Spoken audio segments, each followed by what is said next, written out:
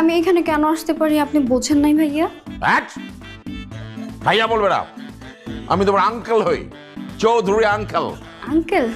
আচ্ছা যাই হোক আঙ্কেল, আমি এখানে কেন আসতে পারি আপনি বোঝেন নাই? আপনি কি বাচ্চা, শিশু? এত বোঝাবুঝির কিছু নাই, আমি একটা জিনিস বুঝছি, এই শাড়ি তো আমি কিনে দিয়েছিলাম। তুমি ওকে শাড়িও কিনে দিছো?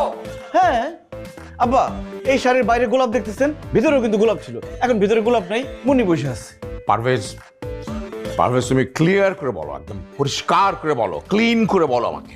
আব্বা আমি আপনাকে ক্লিয়ার করে বোঝাইতেছি, এই যে শাড়িটা দেখতে পাচ্ছেন, শাড়িটার বাইরে যেমন গোলাপ আছে, ভিতরেও গোলাপ ছিল।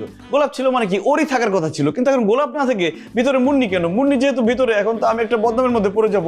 এখানে মুন্নি থাকার কথা ছিল না আব্বা, বাইরে গোলাপ ভিতরে গোলাপ, সব জায়গায় গোলাপ থাকার কথা ছিল। এই শাড়িটা আমি কিনে দিচ্ছি, গোলাপ কিনছে, মানে গোলাপ কিনে নাই, মানে আমি আবার জিলাপির প্যাচ। পারভেজ, আমি একটা জিনিস বুঝতে পারছি আব্বা, আমাকে আর কিছু বলতে হবে না। এই তোমরা